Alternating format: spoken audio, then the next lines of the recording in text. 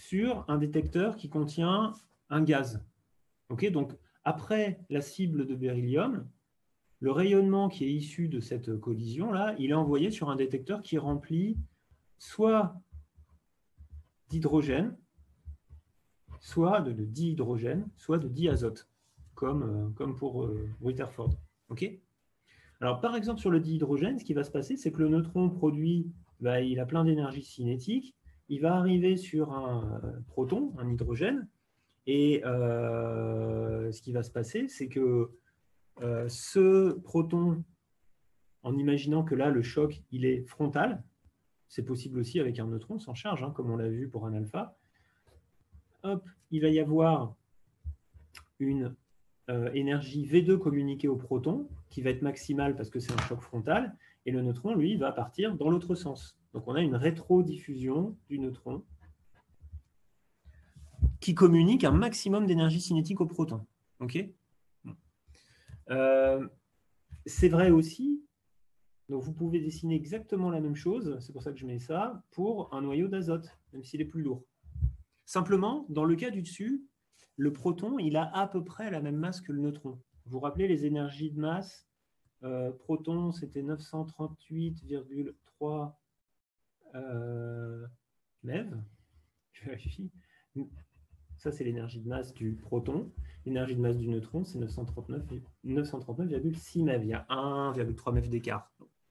Du point de vue de la cinétique, c'est la même chose. Pas du point de vue de... On sait qu'on est à 0,1 MeV près au niveau des énergies de liaison.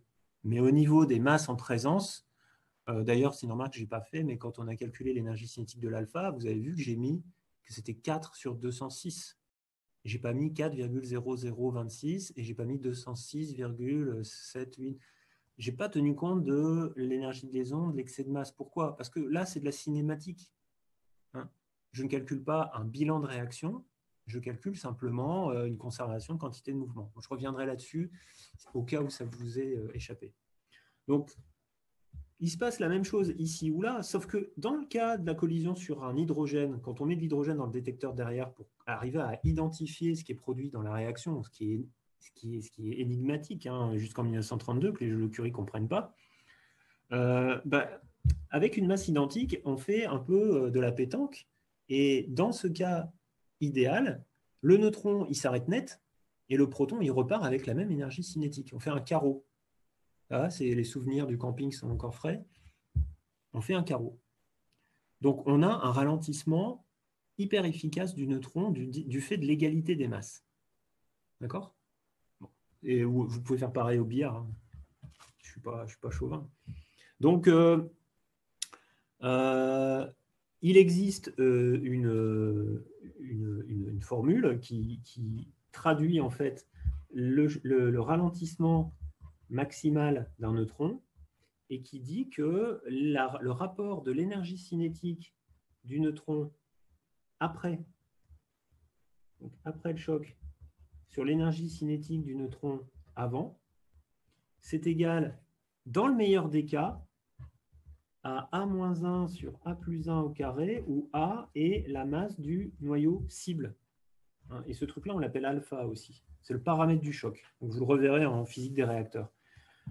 Pour l'hydrogène, A égale 1, ça vaut 0. Autrement dit, l'énergie cinétique du neutron minimale après un choc, c'est 0 fois son énergie cinétique initiale. C'est 0. On peut l'arrêter net, le neutron. Ça va? OK. Donc, première chose. Deuxième chose maintenant. Pour identifier la masse du rayonnement étrange qui sort de l'expérience, qu'on ne connaît pas encore, qu'est-ce qu'il va faire, Chadwick? Il va appliquer la conservation de la quantité de mouvement totale. Donc, il va écrire que M1, donc M1, c'est le neutron, là, hein. Masse M1, masse M2. Il va écrire que la quantité de mouvement total avant égale la quantité de mouvement total après, OK, moins M1 V'. Dans le cas général, le neutron, il a une quantité de mouvement avant, il a une quantité de mouvement après qui va dans l'autre sens, et puis il y a la quantité de mouvement communiquer au noyau de détection hydrogène ou azote, qu'on a appelé V2. La vitesse s'appelle V2. V2 max, parce qu'on ne considère que ce cas. On ne mesure expérimentalement que les vitesses de recul les plus grandes. En utilisant ces deux relations, d'accord, celle-là et celle-là, ce qu'il va trouver, Chadwick, c'est que le rapport de la vitesse maximale mesurée pour l'hydrogène, quand on met de l'hydrogène, d'accord, il mesure des vitesses maximales détectées, donc des vitesses de recul maximales de ces protons. Et il trouve que c'est à peu près 3,7 10 puissance 9 cm par seconde. Tiens, c'est la première fois qu'on voit des vitesses comme ça qui nous parlent un peu. Remarquez que c'est à peu près 1/10 de la vitesse de la lumière, donc on est à la limite de l'approximation non relativiste. Vous voyez quand même, c'est pas, on y arrive presque. Et en termes d'énergie cinétique, on pourrait l'exprimer ça plutôt en MeV, tiens. Alors, petit exercice. Je vous ai dit que l'énergie d'agitation thermique, qui est égale à kT, c'est l'énergie typique cinétique des neutrons minimale dans un milieu. Ils subissent des chocs, ils perdent de l'énergie, et arrivé à un moment, ils ne peuvent plus perdre de l'énergie, parce qu'à chaque fois qu'ils veulent en perdre, il y a un noyau qui leur redonne une claque, et hop, ils remontent légèrement. Donc c'est en quelque sorte ça, quand vous représentez l'énergie d'un neutron qui diminue par choc successif, c'est le plancher ici. On ne peut pas descendre plus bas, kT. Et c'est 1/40 d'électron-volt, donc c'est de l'ordre de 0,02 électron-volt. OK. Si vous calculez la vitesse associée à ça, la vitesse associée, elle est de l'ordre de 2200 mètres par seconde. OK. Donc ici, vous avez quoi comme vitesse? Vous avez une vitesse qui est à peu près, allez, grosso modo, 2 fois la vitesse thermique multipliée par 10 puissance 4. Ça va? Donc l'énergie cinétique associée à ces protons les plus rapides qui ont été détectés, K de l'hydrogène max, ça varie comme le carré de ce truc-là. Donc c'est 4 fois 10 puissance 8, je prends tout ça au carré, fois l'énergie cinétique thermique au carré, c'est-à-dire kT. Bref, ça me donne quelque chose qui est de l'ordre de 10 MeV. OK? Donc, Chadwick détecte des protons de recul les plus rapides qui ont 10 MeV, et ça doit être normalement l'énergie cinétique la plus rapide des neutrons qui sont produits par la réaction alpha-beryllium. C'est le cas, en fait. Une source alpha-beryllium, comme vous allez en utilisant TP d'ailleurs, produit des neutrons compris entre une fraction d'électron-volt et 10 MeV.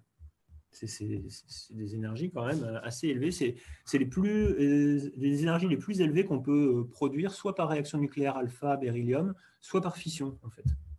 On peut difficilement avoir des neutrons dans la nature qui ont plus d'énergie cinétique.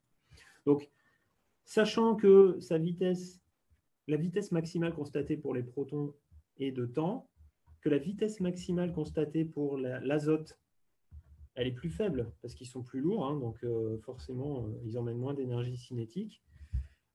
Il déduit en fait des deux relations encadrées que le rapport de ces deux vitesses en plus doit être égal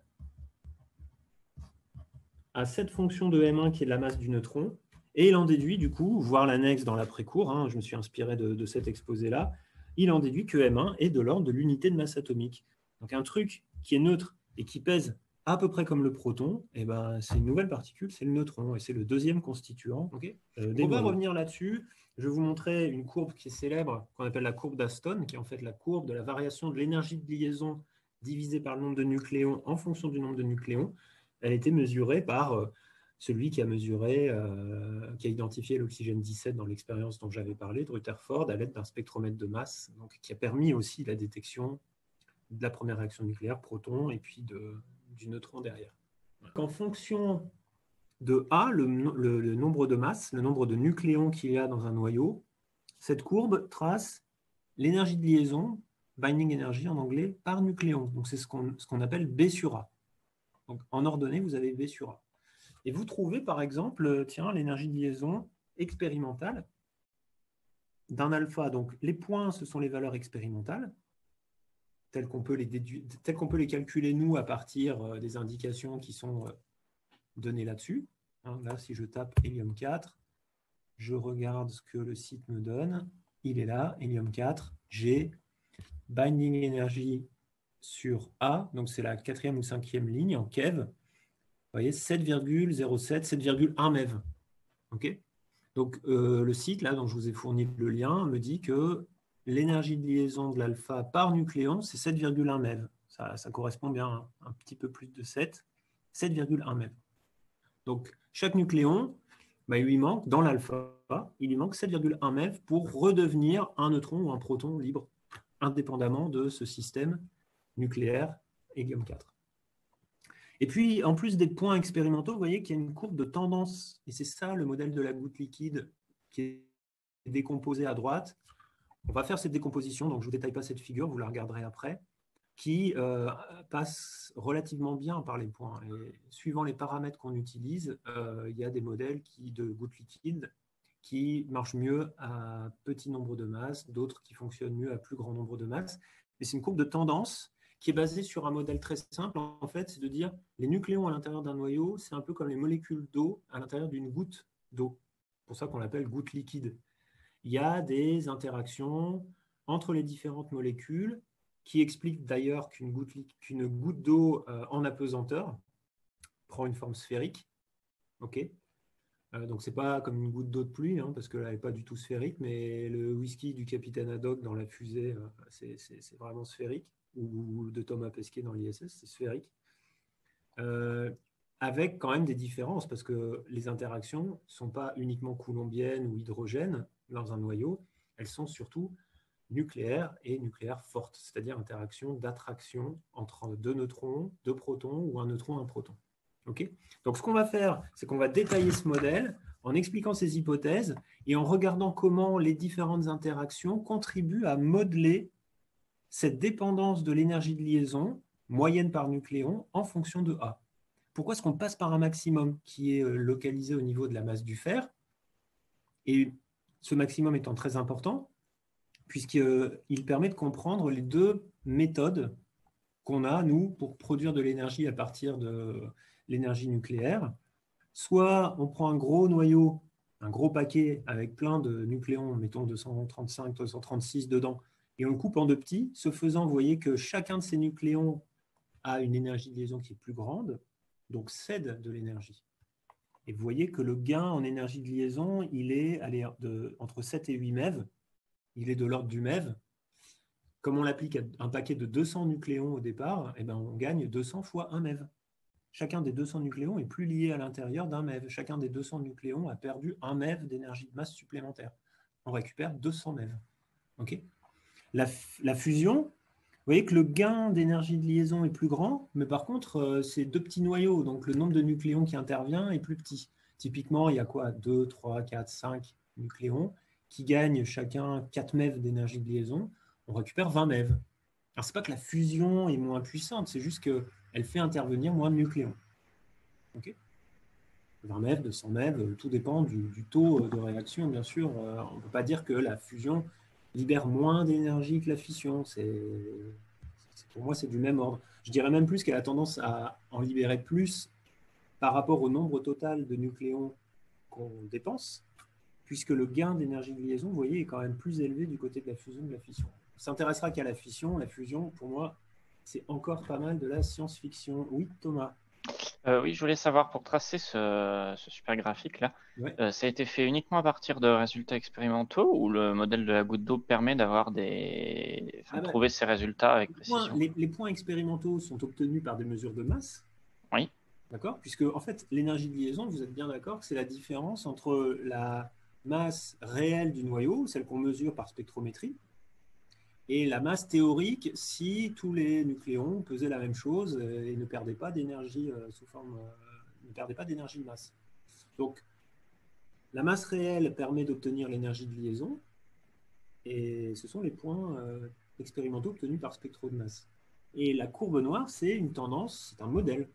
C'est le modèle de la goutte liquide.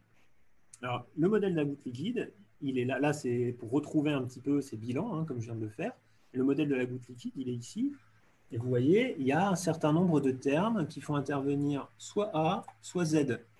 Donc il y a forcément une dépendance avec A, mais en plus de la dépendance avec le nombre de masses, il y a aussi une dépendance avec le nombre de protons. Ça peut se comprendre, parce que s'il y a trop de protons, les protons se repoussent, le noyau est moins lié, donc l'énergie de liaison, a priori, est plus faible.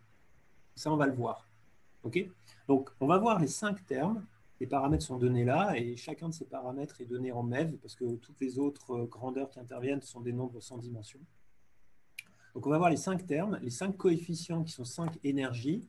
Les 3 premiers, en fait, sont classiques, c'est-à-dire qu'il n'y a pas d'effet quantique. Il n'y a pas d'effet quantique.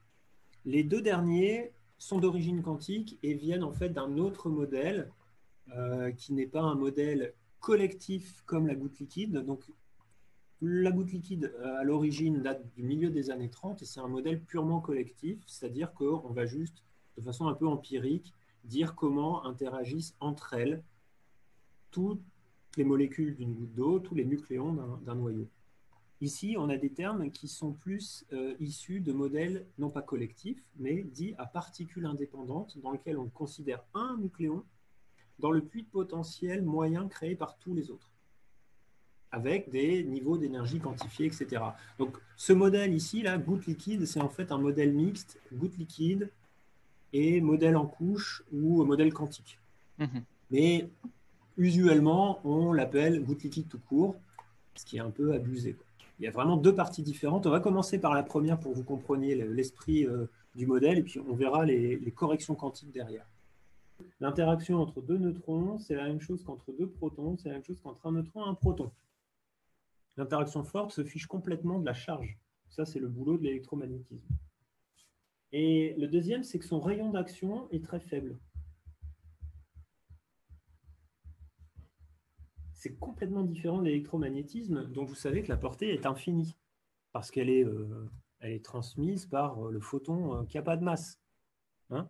L'interaction forte, en fait, l'équivalent du photon, c'est ce qu'on appelle des gluons, et elles ont une masse telle que le rayon d'action de l'interaction forte, il est de l'ordre du Fermi. Femtomètre, Fermi, 10-15 mètres. Donc, elle se transmet d'un nucléon à l'autre quand ils sont à l'intérieur d'un noyau, mais pas aux autres voisins. Ça se limite aux proches voisins. En fait, on sait, très vite, on a vu qu'il y avait une sorte d'effet de peau, il y avait un petit halo sur les quelques Fermi les plus extérieurs du noyau, mais ça ne change pas énormément notre hypothèse. Donc un remplissage uniforme et une géométrie sphérique. Avec un rayon pour le noyau qui est tel que le volume total du noyau, c'est égal à 4 tiers de pi r au cube, donc c'est égal au volume équivalent moyen d'un nucléon fois le nombre de nucléons. Autrement dit, le volume d'un noyau est directement proportionnel à son nombre de nucléons. Donc c'est ça qu'on cherche à exprimer du point de vue de sa dépendance en fonction de A et de Z, et dont on aimerait retrouver la forme pour B sur A, pas B tout court, B total, mais B sur A, la forme d'une cloche, en fait, avec un maximum qui permet d'expliquer pourquoi on peut faire de la fusion, pourquoi on peut faire de la fission. Like the slogan says, the physics is theoretical, but the fun is real. Le nombre de proches voisins qui est en première approximation en volume le même, et on a donc un terme de volume qui dit que l'énergie de liaison totale du noyau, elle est proportionnelle au nombre de nucléons. Donc ça donne en fait un premier terme qui est ce terme de volume. C'est juste le coefficient de proportionnalité, là, qui est en MEV, qui est une énergie, qui dit, si vous avez un nucléon dans le noyau, grosso modo, votre énergie de liaison, ça sera cette énergie fois le nombre de nucléons. Alors, regardez, on va voir si juste avec ce terme, ça marche sur ce que je vous avais montré ici. Là, le coefficient, il vaut à peu près 16 MeV, 15,6 MeV. OK ? Et donc, avec 15,6 MeV, si vous avez, prenons l'alpha, on a vu sa valeur, 7,1 MeV pour B sur A. D'accord ? Donc, ça me donne pour l'alpha un B sur A qui est égal à 15-16 MeV. on est un peu loin parce que ici, le B sur A pour l'alpha, il vaut 7,1 MeV. Okay, donc, si on ne considère que le tout premier terme de pur volume, on trouve une énergie de liaison ou une énergie de liaison par nucléon B sur A qui est 2 fois plus grande. On trouve 14, 15, 16 au lieu de 7,1. Donc, il y a des termes correctifs, des termes qu'il faut retrancher à ce terme de base en volume. À chaque fois, vous voyez, on retranche pour retrouver cette variation. Donc, le terme de surface conduit à une correction qui va retrancher à ce terme de base un terme qui a cette dépendance. Alors, pourquoi cette dépendance? C'est très simple. On a vu que le rayon du noyau était en A puissance 1 tiers, donc la surface est en A puissance 2 tiers. Autrement dit, plus la surface est grande, plus il faut faire une correction sur le fait qu'il y a un grand nombre de nucléons qui sont moins liés que les autres. Ce terme de répulsion coulombienne, d'énergie potentielle, je vais l'écrire comme ça, de répulsion coulombienne d'une sphère uniformément chargée, alors je ne devrais pas dire une sphère, d'une boule uniformément chargée à l'intérieur jusqu'à un rayon grand R, on montre qu'elle est proportionnelle à Z2 sur R, au carré de la charge. Et c'est ce qui explique qu'à ces deux termes-là, on ajoute une deuxième correction au terme de volume qui est en Z2 A puissance moins 1 tiers. Pourquoi A puissance moins 1 tiers? Parce que c'est en R-1, donc en A puissance moins 1 tiers. Avec à nouveau une énergie ici, quelques MeV, qui s'ajoute aux deux premières déjà qu'on a vues. Ici, on est dans un modèle qui est collectif, alors que là, on est dans un modèle à particules indépendantes. Particules indépendantes. Ça veut dire quoi, les particules indépendantes? C'est-à-dire que énergétiquement, votre noyau, vous allez représenter par une variation d'énergie qui va être comprise entre 0 et le rayon maximal, grand R, que vous allez dire que chaque nucléon, chaque neutron, chaque proton, il voit une sorte de gros potentiel nucléaire ici, qui est, mettons, de moins 50 MeV. Alors, pourquoi la valeur est négative? Il ne faut pas que ça vous choque. Vous savez qu'en physique, quand des énergies sont négatives, c'est qu'en fait, on réfère à une différence d'énergie. Une différence d'énergie peut tout à fait être négative, il n'y a pas de problème. C'est juste une question de référence, ce n'est pas du tout important. Là, j'ai pris l'énergie nulle correspondant à l'état libre d'un nucléon. Un neutron libre qui n'est dans aucun noyau, pour cette échelle-là, cette origine que j'ai choisie, c'est 0. Alors qu'au fin fond du puits de potentiel que représente pour lui le noyau dans lequel il va se faire absorber, il est à moins 50 MeV. Donc ça, c'est le fond du puits de potentiel. Et ce qui se passe, c'est que le neutron, à partir du moment où il devient piégé, donc là, vous avez des niveaux d'énergie qui sont quantifiés, qui sont essentiellement déterminés par quoi? Par la taille du noyau, sous la forme de conditions de quantification, comme pour les cordes d'une guitare. C'est les nœuds, donc la taille vous impose un certain nombre d'énergies possibles. Et à l'intérieur du noyau, votre neutron, il va par exemple se trouver ici, tout au fond, là. Alors, tout au fond, il aura quand même une certaine énergie cinétique à l'intérieur du noyau. Des énergies cinétiques de l'ordre du MeV, voire de la dizaine de MeV, mais ça n'empêche que le neutron est piégé à l'intérieur. Donc, vu de l'extérieur, il ne bouge pas, il est à l'intérieur du noyau. Mais il a quand même une énergie cinétique à l'intérieur. Il tourne en rond. Et pour arriver à l'état libre, il lui manque tout ça, et ça, c'est son énergie de liaison à lui, individuelle. Imaginez que je prends un autre neutron, que je vais mettre ici. Là, je parlais du rouge. Maintenant, je parle du bleu. Celui-là, il va plus vite à l'intérieur. Donc, il a une plus petite énergie de liaison. Et l'énergie de liaison totale du noyau, c'est la somme de toutes les énergies de liaison. Et c'est ça qui fait la différence entre la masse des constituants, la somme de la masse de tous les constituants, et la masse réelle du noyau. Donc, vous voyez que dans cette description, qu'on verra plus en détail dans le chapitre 4, chapitre 2, le suivant, pardon, on parle de modèles à particules indépendantes parce qu'on introduit des niveaux d'énergie et on s'intéresse aux nucléons individuellement, les uns après les autres, pour les ranger dans dans un empilement de niveaux, les uns par-dessus les autres, de la façon la plus compacte possible, parce que ce sont des fermions, ce sont des particules qui respectent le principe d'exclusion, comme les électrons. Et donc, ils ne peuvent pas se mettre à plusieurs dans le même état. OK ? Alors, on ne va pas encore voir ce modèle aujourd'hui. Simplement, les termes correctifs de la goutte liquide sont associés à ce modèle. Il y a un puits de potentiel pour les neutrons, il y a un puits de potentiel pour les protons. Et si vous avez une population trop élevée de neutrons par rapport aux protons ou vice-versa, là, on ne parle pas de la charge, bah, vous allez chercher des niveaux d'énergie trop grands et ça va forcément réduire l'énergie de liaison. D'accord ? Donc, le terme d'asymétrie, il est là pour dire, attention, s'il y a une trop grande asymétrie, forcément, ça va nuire à l'énergie de liaison parce que d'un côté ou de l'autre, vous allez venir trop près du bord du puits, vous allez réduire l'énergie de liaison. Donc, la correction correspondante, elle dit tout simplement que il faut soustraire, avec un coefficient qui est le coefficient d'asymétrie, un terme de ce type-là. Vous voyez que pour un noyau qui est bien symétrique avec autant de neutrons que de protons, Z égale N, et donc A égale 2Z, et le terme est nul. Par contre, si vous avez beaucoup trop, soit de protons, soit de neutrons, ça devient important, et il faut réduire d'autant l'énergie de liaison. OK ? Dernier terme, je parlais du principe d'exclusion, c'est que on constate expérimentalement, et ça c'est un terme très important pour comprendre notamment pourquoi, c'est lui qui explique, je vous le dis avant même de vous expliquer de quoi il s'agit, c'est lui qui explique pourquoi l'uranium-235 est fissile, c'est-à-dire qu'on peut induire sa fission avec un neutron thermique, fission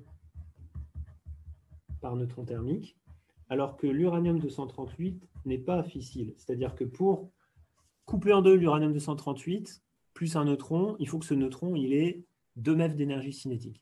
D'accord ? Donc c'est cet effet-là qui l'explique. Et cet effet-là, en quoi il consiste ? C'est tout simplement que quand 2 nucléons sont ensemble sur le même niveau d'énergie, ils sont plus liés que s'ils sont tout seuls.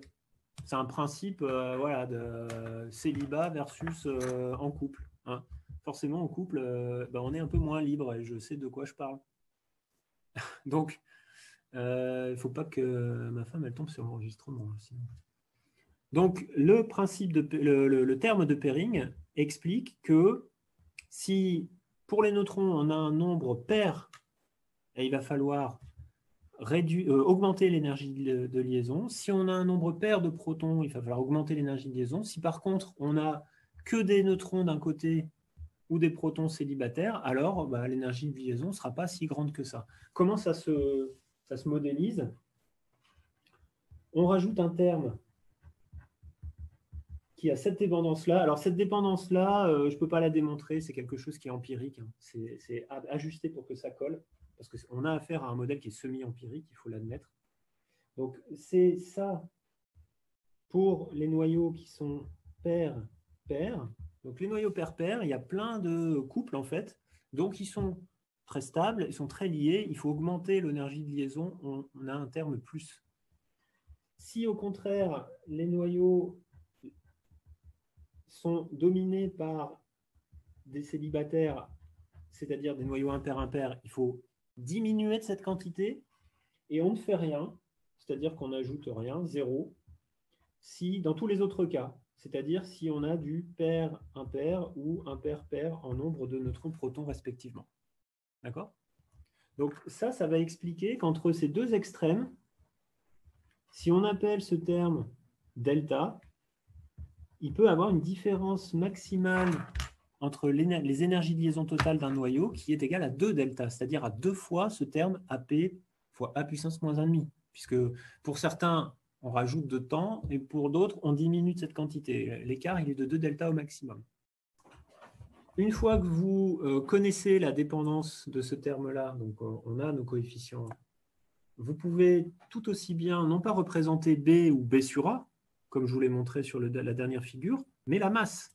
D'accord ? Vous pouvez représenter la variation pour un nombre de masses donné de cette masse-là en fonction de Z. Okay ? Donc, vous vous imposez un A par exemple 125, là.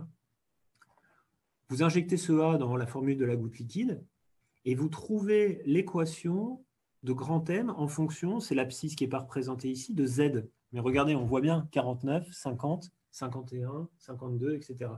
Donc ça, c'est la parabole des masses pour A égale 125 en fonction de Z. En abscisse, c'est Z, et en ordonnée, c'est grand M, la masse nucléaire. Et qu'est-ce que vous voyez? Vous voyez que même si le nombre de nucléons est le même pour chacun de ces noyaux, pour l'indium 125, pour l'étain 125, pour le xénon 125, etc., la vraie masse nucléaire, elle passe par un minimum.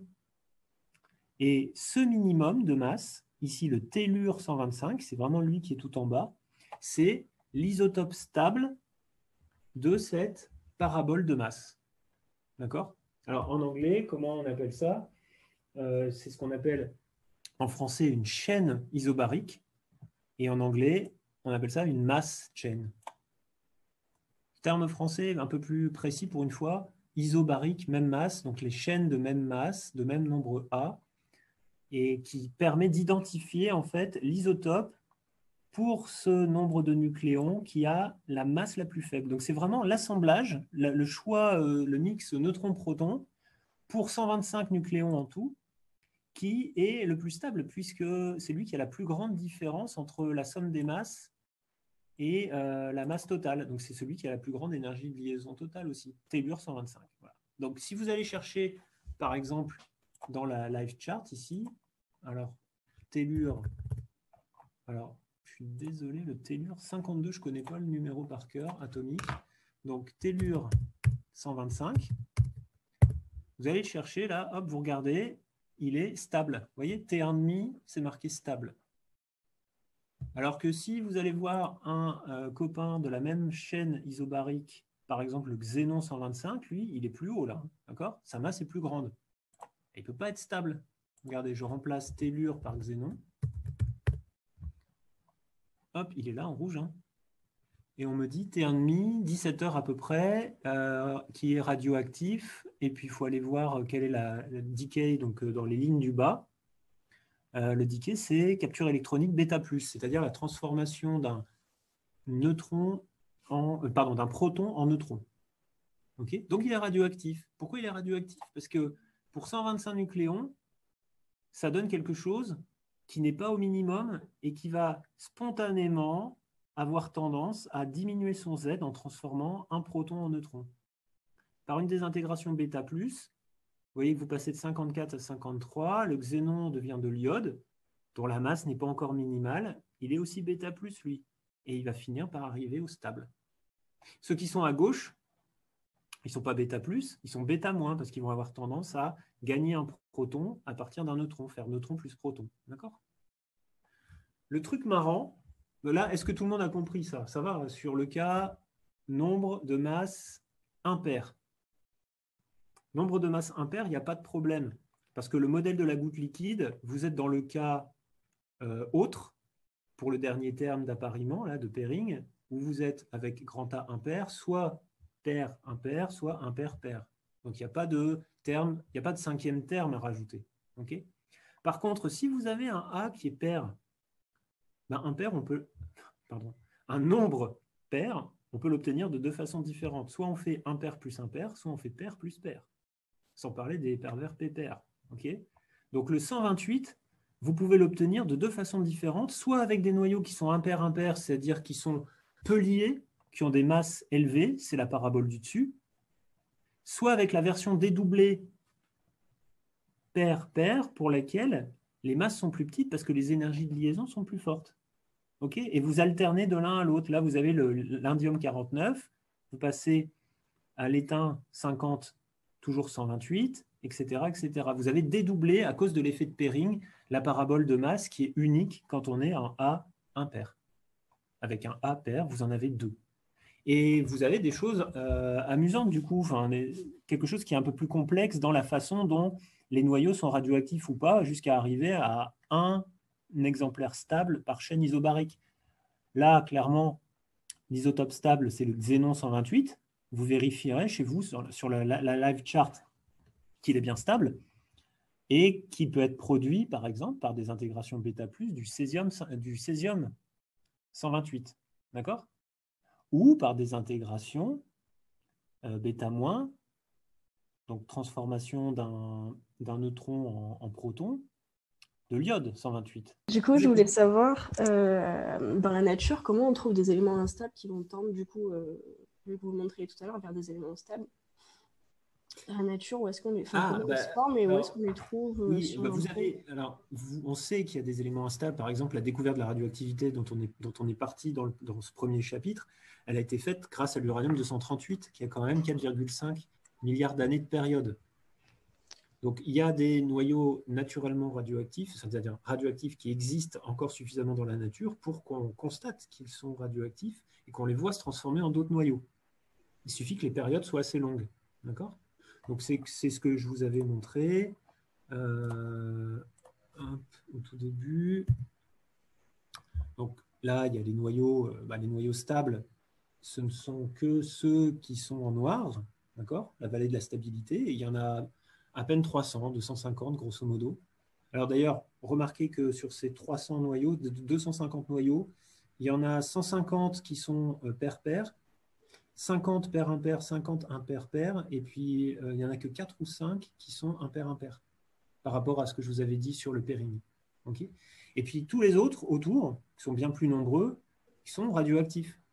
Alors, soit ils ont des périodes assez longues et on les observe dans la nature, quand ils ont des périodes de l'ordre du million d'années, ou plutôt du milliard d'années, comme l'uranium 238, on les observe, soit on les produit artificiellement pour les observer. D'accord ? Donc on distingue les noyaux radioactifs naturels, primordiaux, on dit aussi, et les noyaux radioactifs artificiels, les premiers ayant été produits dans les années 30, pas avant. En fait, oui, bonne question. C'est qu'au-delà de ce qu'on appelle les drip lines, c'est-à-dire les limites, en fait. Si vous dépassez cette limite-là, c'est ce qu'on appelle la DRIP, D-R-I-P line, donc la limite côté proton. Il y a trop de protons et il y a tellement de protons que l'édifice est instable.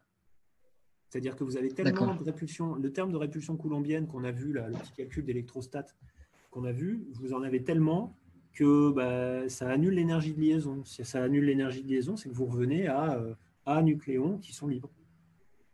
Et de l'autre côté, la dripline neutron, c'est que vous avez trop de neutrons. Et alors là, il n'y a pas d'énergie de répulsion coulombienne, mais il y a une énergie d'asymétrie. C'est-à-dire que vos étages, là, vous les remplissez, mais à partir d'un moment, vous décidez de mettre que du neutron. Et vous arrivez à un édifice global nucléaire qui est instable aussi parce que vous arrivez trop près du bord. Donc oui, clairement, si je pointe ici, là ou là, il n'y a pas de noyau qui existe, même artificiel. D'accord. Voilà. Et aussi, deuxième question, du coup, si j'ai bien compris, le trait noir, c'est l'ensemble des minimums des fonctions qu'on a vues tout à l'heure. Le trait noir, là, c'est les noyaux stables. Oui, mais du coup, c'est l'ensemble des fonctions de parabole qu'on a vues tout à l'heure. C'est l'ensemble des fonds de parabole, ouais. C'est-à-dire que c'est celui-là, tous ceux qui sont dans les creux. D'accord, ok. Parce que ces noyaux-là sont stables. Si vous voulez, un noyau stable, c'est un noyau qui, avec ses grands tas nucléons, ne peut pas descendre plus bas en termes de masse, ne peut pas monter plus haut en termes d'énergie de liaison globale.